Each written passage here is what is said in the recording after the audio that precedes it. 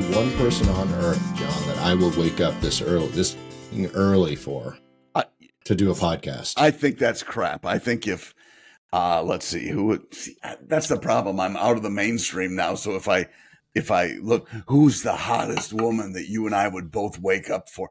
I'm not sure, other than our wives, obviously. I'm not sure. I was going to say that. Yeah, I'm not stupid. I am not sure that that we could just say automatically, "Oh, if it were her, I'd wake up." But because I'm not even sure of that. No. Leave me alone. Go back to bed. Maybe 10, 20 years ago. 20 years ago, definitely. Yeah. I mean, there are probably more than a handful that you'd wake up that early for. Well, no.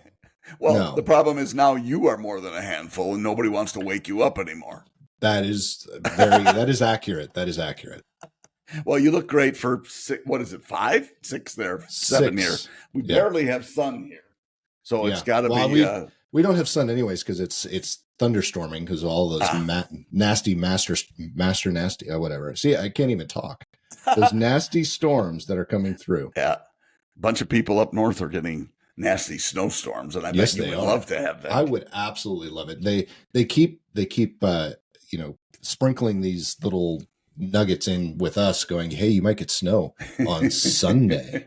You might get snow on Monday," and it went from 80% chance with 2 inches. Now it's down to let me pull it up because it changes. Did you guys see that lightning?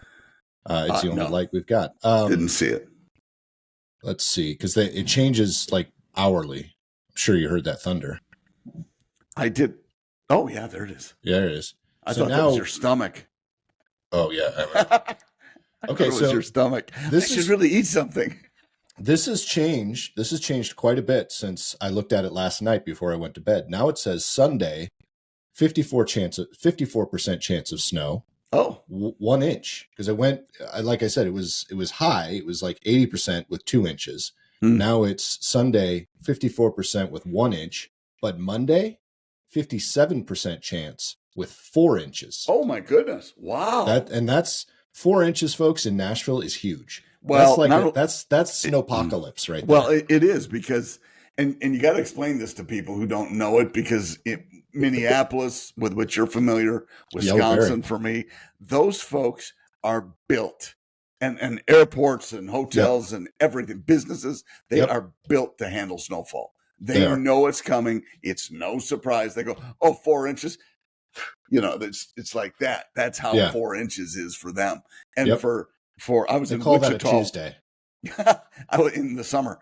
I was in Wichita, and they had snow. And you would think, Wichita, they should know.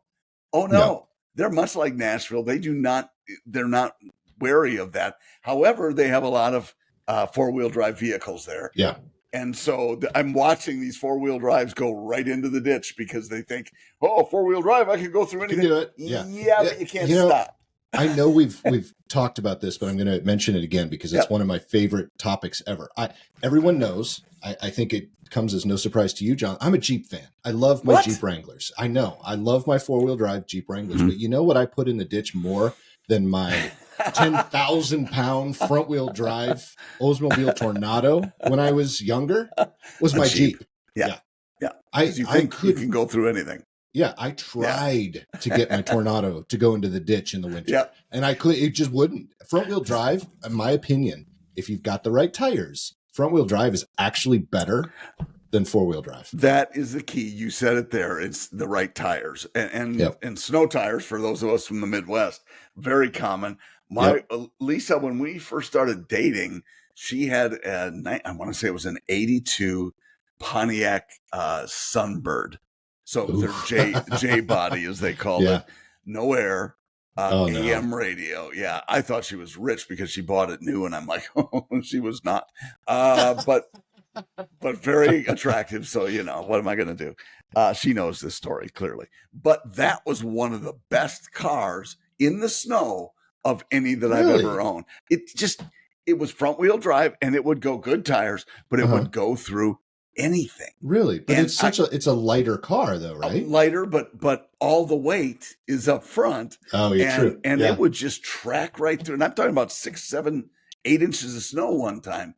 I got to get into work because I was going to plow at the dealership or something, get the snow out of the way. Mm-hmm. And I drove in her Pontiac, and it worked beautifully.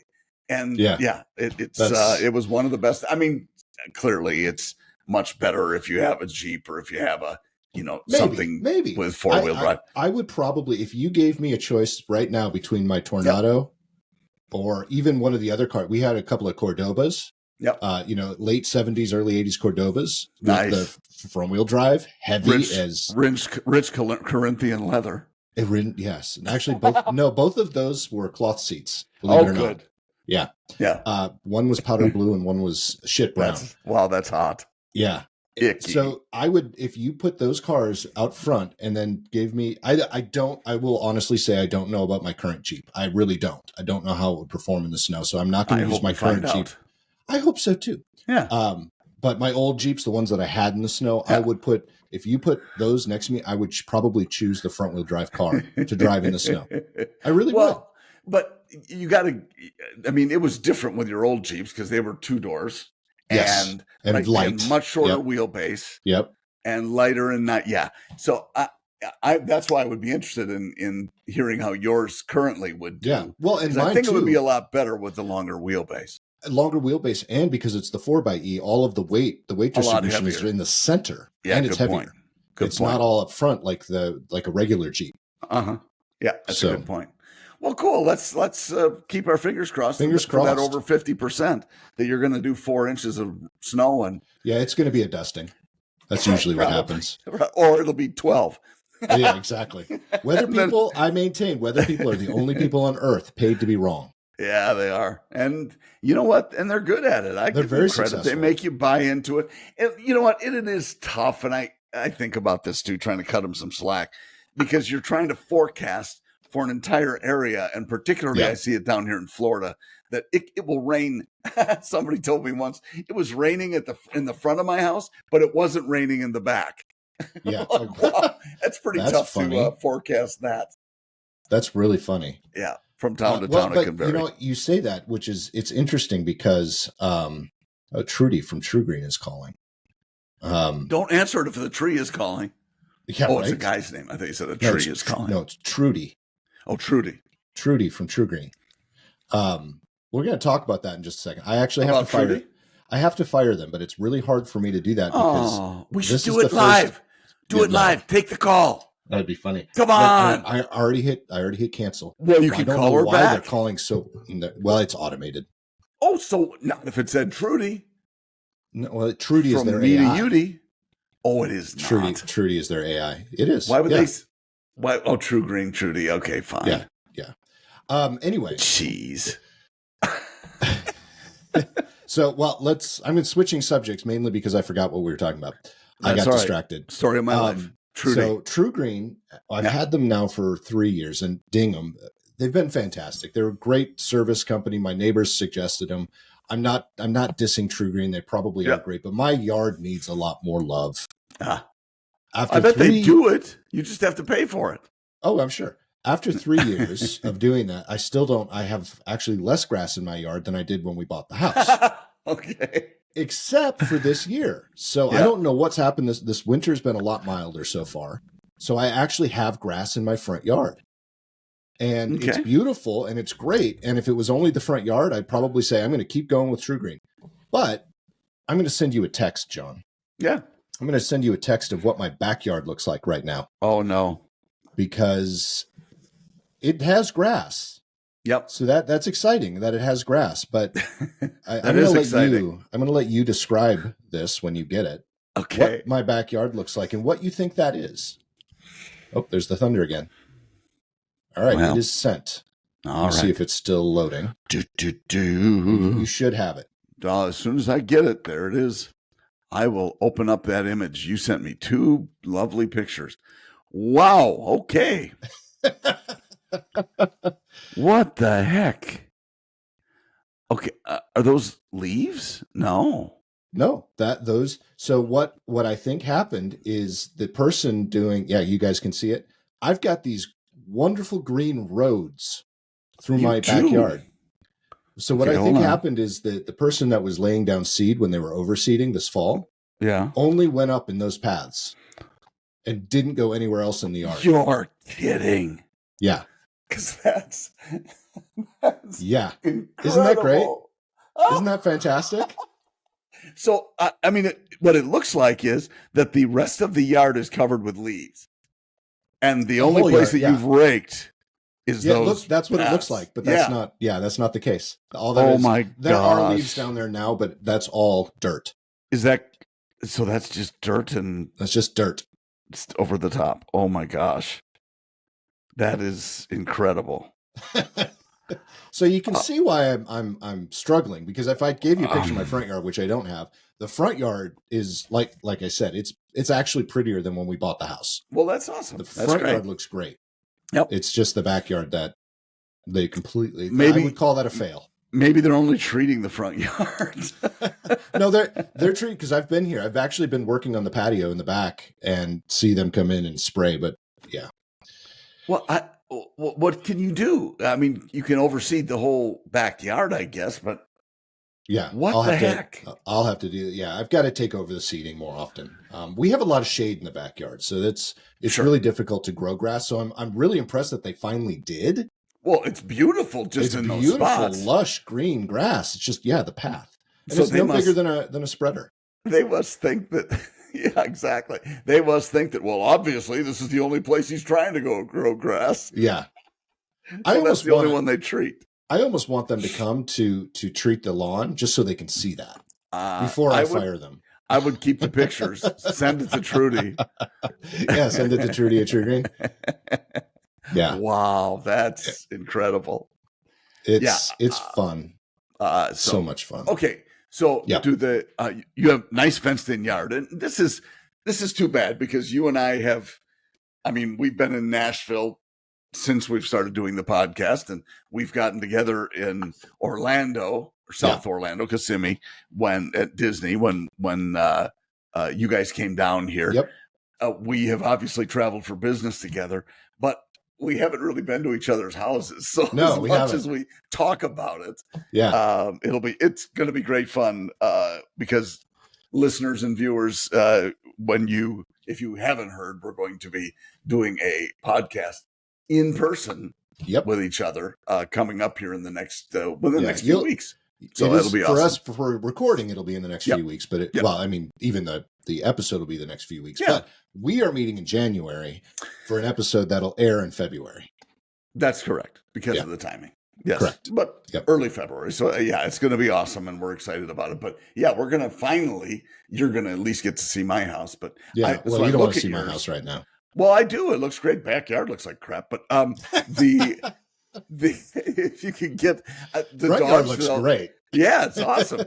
Now to the dogs, it's all fenced in and back. It looks like the dogs can go out there, and there's nice room there for them.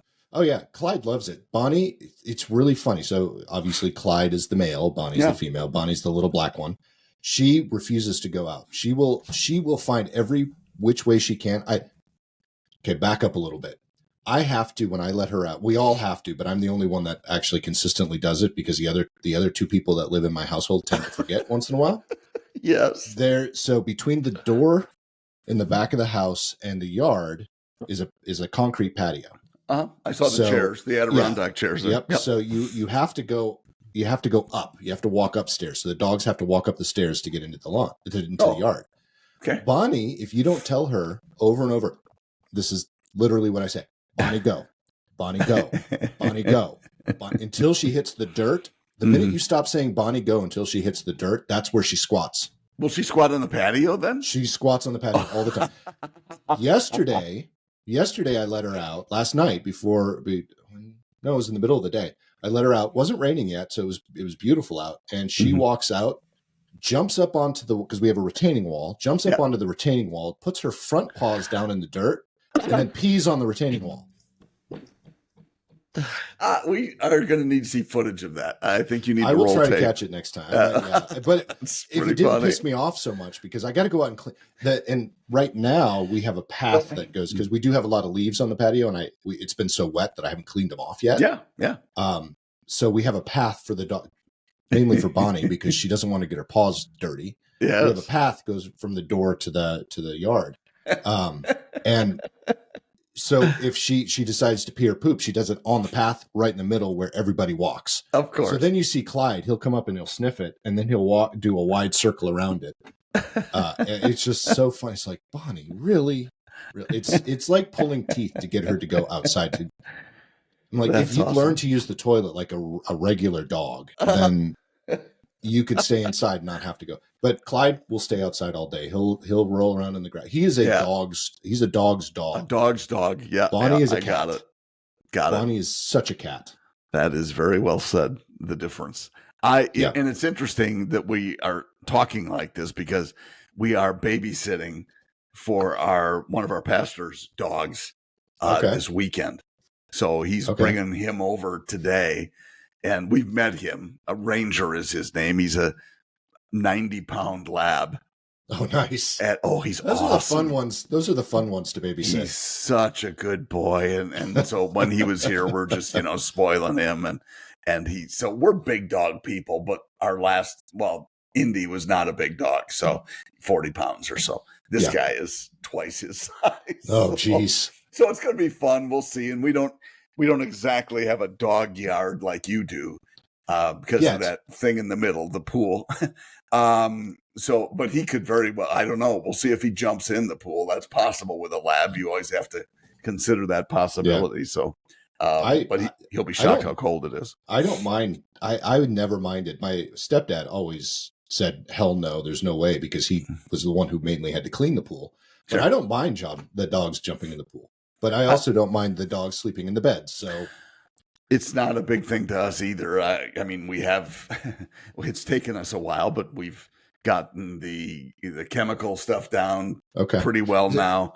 And the filter and all that. Is it a chlorinated pool or is it a saltwater pool? It's a saltwater, but it's still chlorine. That's what the salt does. Sure. Salt, it's a reaction that turns it into chlorine. So right. The difference, though, the main difference is the dogs don't mind saltwater pools because it's not as harsh on their nose. Well, same with humans. Well, same with humans. Well, you know where that chlorine smell comes from, right? Chlorine, yeah. Uh-huh. It comes from it comes from urine. Urine is what triggers that chemical reaction that makes the chlorine smell that much sharper. Okay. If you don't believe me, look it up. I don't believe you because I'm sure in some cases, yes, but I not in my pool. It's I always say the H. I never said human urine. The H in my first name is silent, just like the P in swimming. So there's no point in using it. This is you missing it because you're staring off into space. Okay, no, I'm not staring off into space. I know. So, NCI3 is formed when organic matter, sweat or urine, so it can also be sweat, brought by swimmers in the water reacts with the chlorine and is often responsible for the chlorine smell in pools. Often, yes. But the other thing that's responsible is too much chlorine. That will also cause smelly But why pools. would you put too much chlorine in there? Don't ask me, ask the people that do that. I know why municipalities do it. Right. Because of mainly all the to avoid in the lawsuits. Yeah. And baby Ruths, people that dump a baby Ruth in there. Ruth? Yes. Ruth? Wow. Nicely done. That was terrific. That is one way to change the subject. From what you actually meant. From dogs and the other things, yes. No, and you're right about it because it is... once you get the hang of it, and we have it's a salt generator that that takes the salt and does the manifestation into the chlorine, which makes the change. But you can't smell it. But we do get varying chlorine levels based on having the right amount of salt and other chemicals. Right. Yeah, and that's the benefit of having a saltwater pool is it doesn't even with urine and sweat, it doesn't smell like chlorine. We hope there's no urine, but you never know. Yeah, and dogs. We'll have the dog pee before he goes in the pool if he does. So that is the first thing. I got nothing left. Yeah. Okay. Good. That's the idea. Well, if it's a male dog, they always got something left. Oh, well, that's true. That's a good point. But marking territory in a pool is probably not something he's going to do. That would be my guess. You never know, John. You Yeah. never know. Anyway, it'll be fun. I'm sure we'll have stories to tell, but we've got him for the weekend, so it'll be fun. Nice. Did I tell you we almost ended up with a third dog over the holiday? Yeah. No. One of our former neighbors, but she's still near the neighborhood. She's big on animal rescues and stuff. And there was someone else in the area whose they found these dogs just like Bonnie and Clyde, found these dogs in a box behind a store, and they were trying to get people to adopt them. And they were struggling. So Jen I don't even know, because Jen is the one who doesn't want another dog.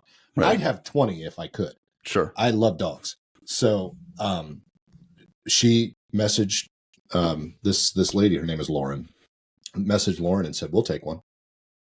And I'm like, wow, are you feeling okay? But Lauren never saw the message, so we never got a third. Woo! Yeah.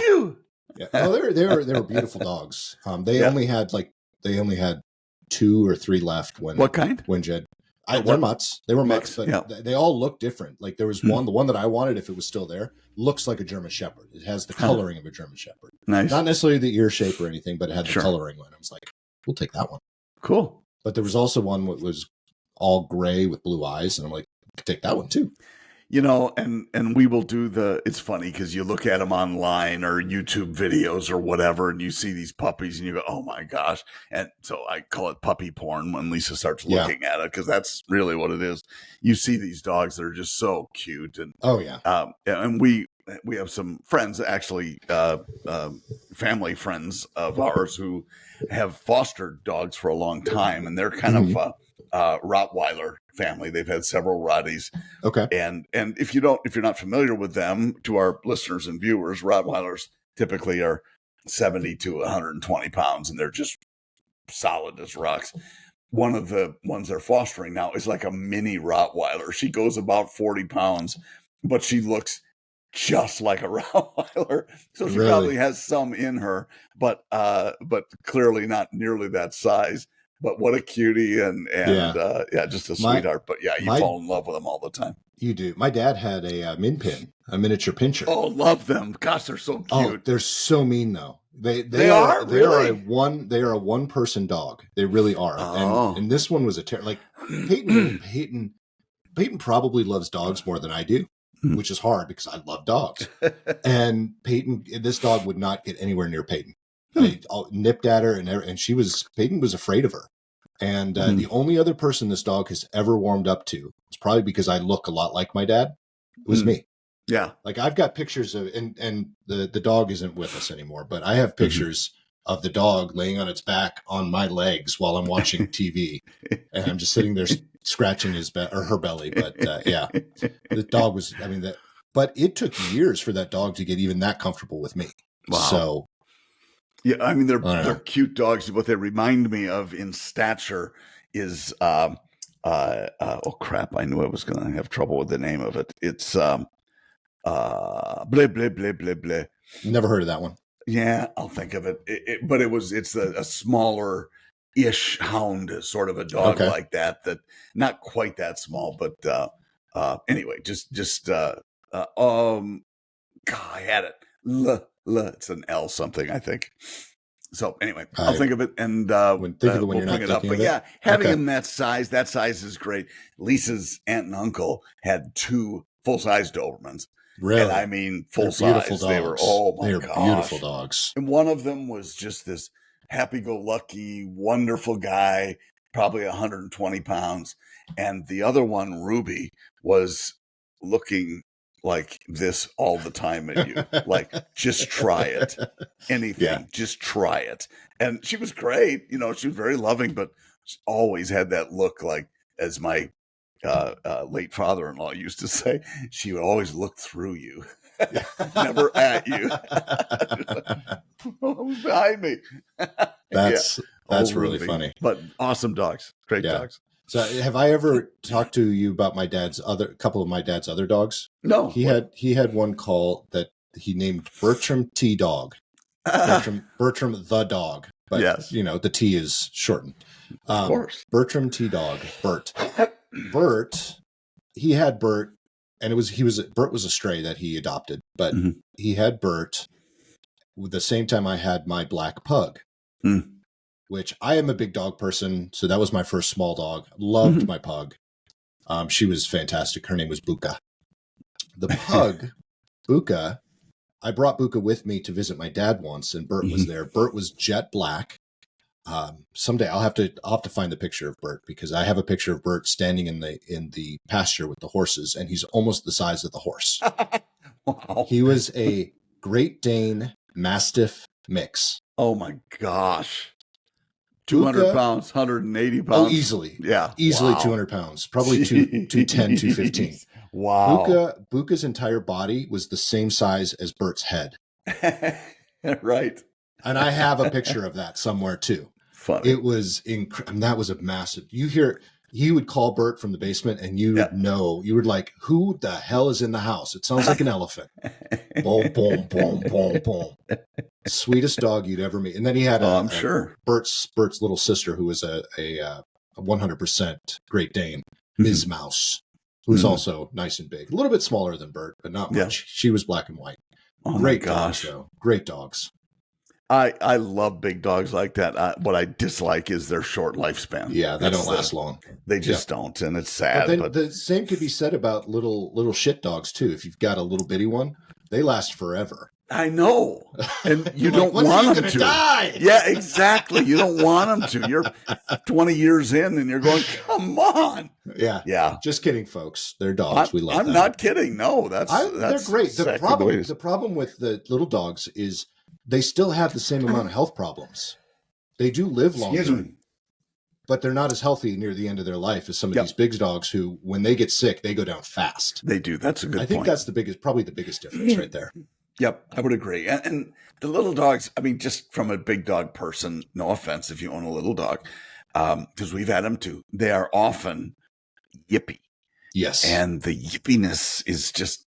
And yippy and nervous, constantly... Yeah.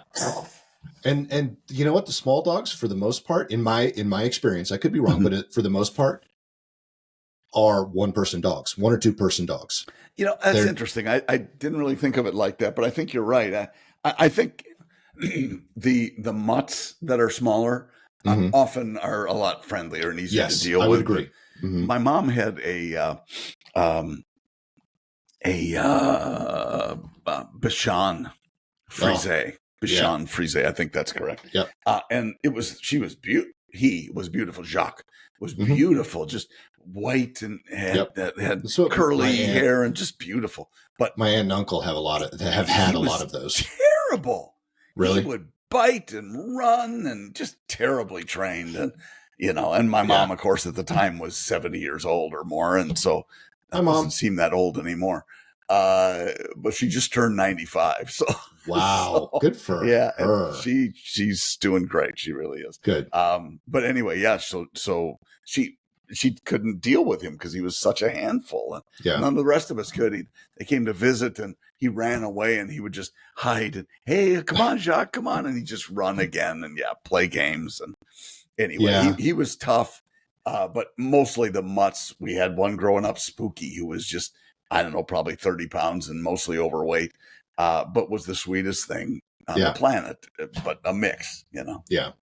It's one thing I always complain about, which I would have been excited to have a third dog simply because I would have separated it from the 2 dogs as much as possible. Not when you're home. It's not. I'm just saying I would have tried to train, because when we got these 2, one, they were litter mates, and I didn't know this, but litter mates are actually more difficult to train when they're together. You've said that, yeah. Yep. I didn't. I had no idea, and they are, and they're great dogs. Like if you came in after the initial, they got to settle, got to know you. They're great. They are the nicest dogs you'll ever. Oh, even when you meet them, even when they're just, oh my God, it's a new person.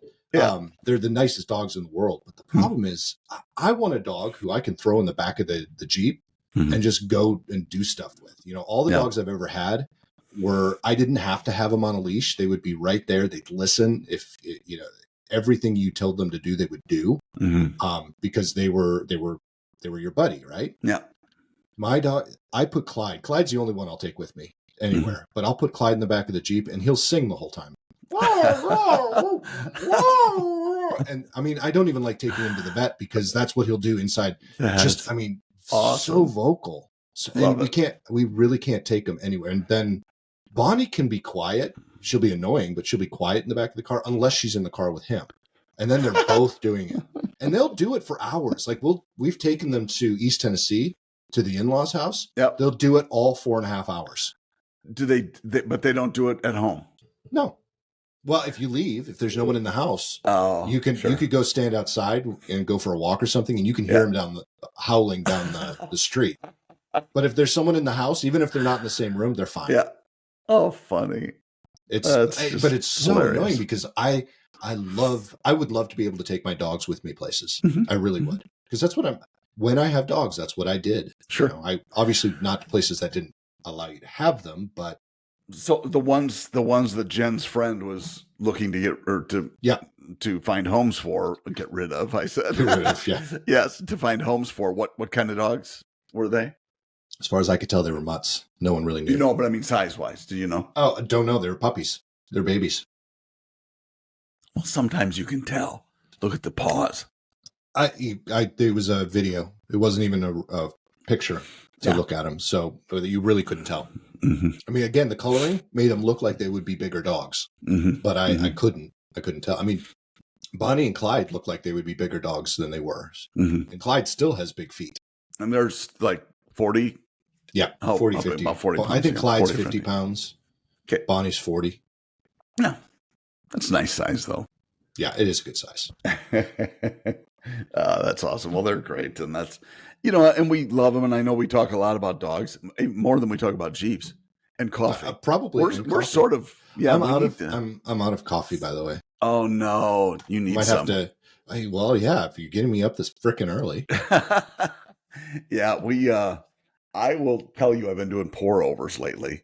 And I did not see that. I did not think you were going to say pour overs. I'm sorry. The minute that came out, I'm like, John, what you do in your personal time? I've been doing I don't even know where that's going. Oh, yes, you really do. No, yes, you do. I've been peeing through a hose. No, yes, I have. Yeah, no. You've been loading content up onto your OnlyFans account. Yeah, that would be a highly visible account, I'm sure. Jeez. Yeah. Oh, OnlyFans, great. Well, you have terrible morals.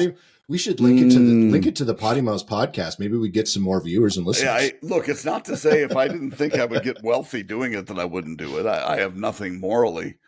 Well, yeah, maybe, but not that much. But it would never make any money, and I don't have time.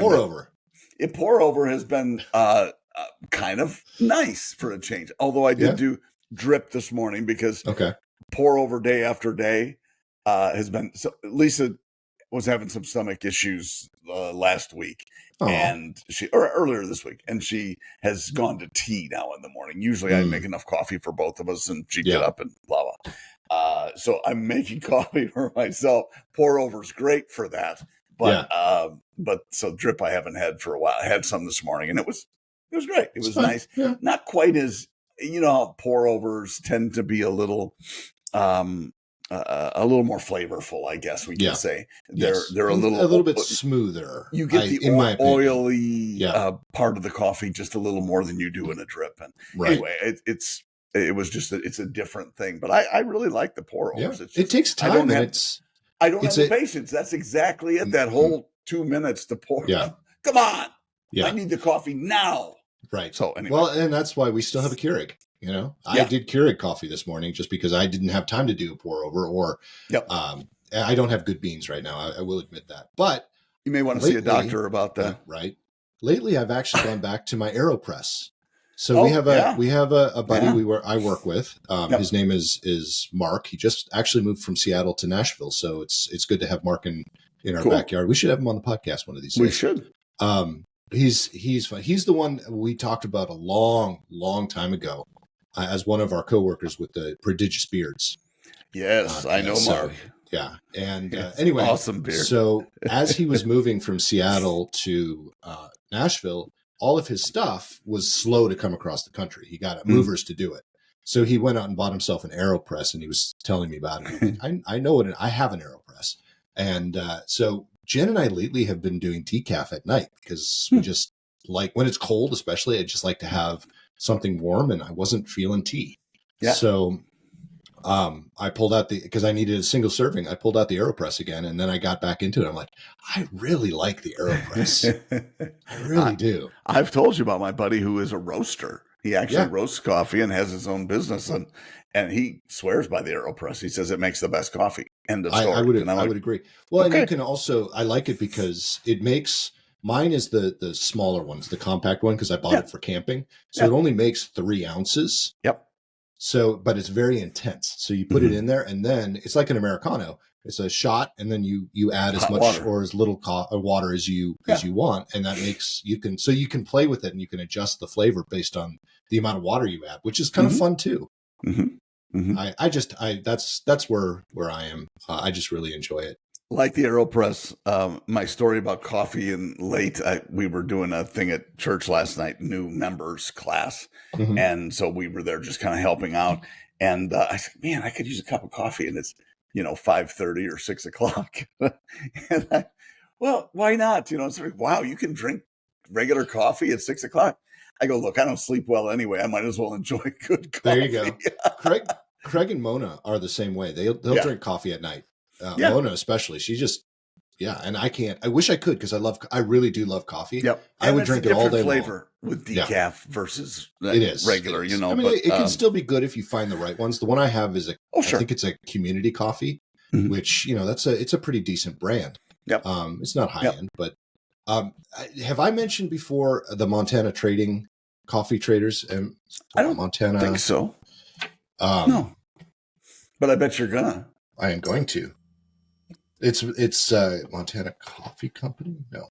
Montana. It's what Montana Coffee Traders. And I've ordered coffee from them before. It's where my dad orders coffee from all the time. Awesome. And it's really, really good. It's one of my favorite coffees to buy. And they've got a lot of different, like Montana Blend or Grizzly Blend or Organic Montana Morning, Organic Trailblazer.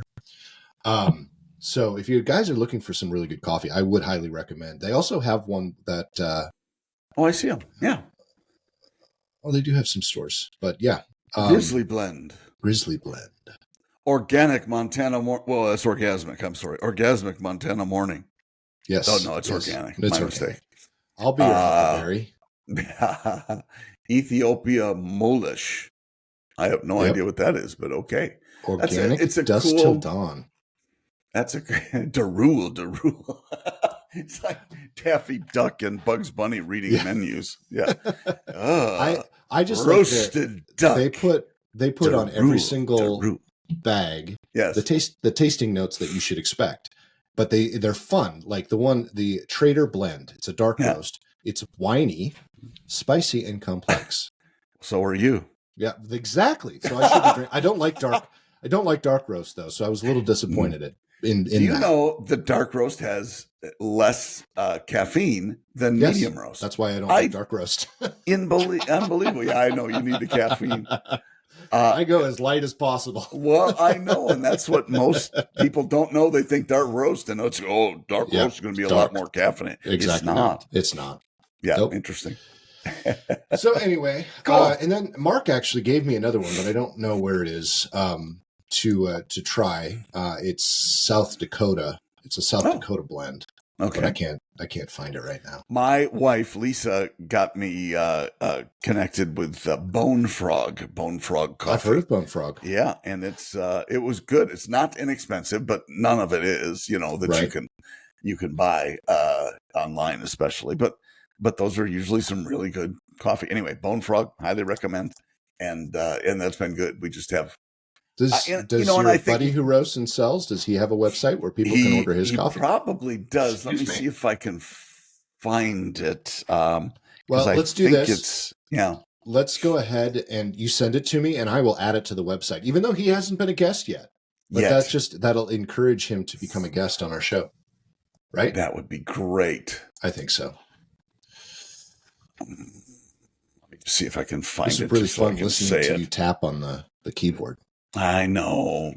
PyramidCityRoasters.com. PYRAMID. Pyramid City Roasters. You said that way too fast for me. Yeah, I found it. anyway, yeah, he's a great guy, my friend Mike, and yeah, they do a nice, and I love their stuff. It's funny because you talk about fresh coffee, and I would go over to he actually sells it out of his house, his garage area. He's turned into the roastery, and it doesn't smell as good as you would think when you're roasting coffee. No, you would think that it's just delightful, and it doesn't smell that great, but he says, give it 2 days after fresh roasted, it's still warm in the bag, and you can pick it up from him. He says, wait 2 days, and then you open it. It's just like, oh, it's so good. But the that's angels the beauty sing. of having it so close. The angels sing, exactly. Yeah. Well, they sing at a higher level, I think, higher pitch because it's coffee with caffeine. Right. Yeah, exactly. Like that. We had a guest on the podcast that roasts her own coffee. Oh, yeah. Amy roasts her own Amy coffee. Does she? Yeah. That's awesome. Mm-hmm. Yeah, I've had some of hers. It's very, very good. We actually used to take that when we had our team meetings. We would take it to where we were going, and there was one in particular. I'm not wearing any of the gear from it, but you've seen me wear my Breckenridge stuff. We were out there for an event. And so she's also a big fly fisher. I think we talked about that. So we were on the side of the river while she was fly fishing, and I took her beans and I actually made espresso because I have a little mochi pot. Oh, cool. Mocha pot. And so I was making, and I brought that was the trip I went out and I was camping. So I had all my camping gear with me. So I was sitting on the side, and it wasn't just Amy and myself. It was a group of people, but I was making everyone shots of espresso while we were sitting there watching Amy and Ryan at the time fish. You're the guy with all of the stuff, all the accoutrement camping. Yes. Mm-hmm. Yeah. Mm-hmm. You have to have that stuff. And I'm very excited because I got a new camp stove for the holidays, for Christmas. So awesome. I'm really excited to, I actually had to buy, I'm not going to go to the store and buy the canisters because I always go when I go camping. I always have a small, I think it's a 5 or 8 pound propane tank for our, if we can't burn firewood, I have a camp stove. All right. A camp. You just attach it to the side. Yeah. Exactly. So I have a camp firebox. That's what they're called. It's a firebox. So I am getting the adapter so I can just plug the stove into that propane tank. So I don't have to have all these little other tanks around. So I'm waiting on that. Should be here today. So I'm excited for that. Nice. To go out and use that. We haven't been camping this year. Weather just has not cooperated. Weather and schedules. Well, it's January. That's usually when we camp. We are fall, winter, spring campers. Really? We don't camp in the summer. It's too hot down here. I would go north or west and go camping in the summer. Mm-hmm. But I don't. I don't want it hot. No, I get that. No, today is going to be a good day because this is my kind of day. I like windy. I like stormy. I like rainy or snowy. For camping. For anything. For just life. Oh, okay. I'm not. Wow. I would be one of those very few people that would thrive on the Pacific Northwest without any. Yeah, because I love that weather. This weather charges me. Yeah. This is what puts me in a better mood. I know I'm weird. I know it. But it really does. I think that's good because that's where you guys can hang out, and I will stay down here in Florida. Thank you. There you go. Although it's been. As I told Lisa this morning, it's been a little PNW down here lately. A little bit. And she goes, this is the dry season. Not right now. It's not. Could also be why I love coffee so much. You never know. Maybe because of Seattle. Sure. Yep. Yeah. On that note. That's a good note. From the coffee. That is a good note. I'm going to go get some more coffee because you made me, my friend, get up way too freaking early. Whatever. This is the best time of day. I blame you.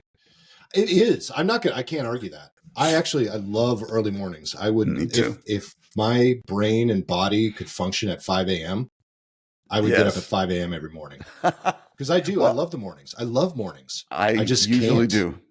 I feel sick when I get up too early. Wow. 6:30 is about as early as I can get up without too much. Well, you should try putting bourbon in your coffee then. That'll fix you right up.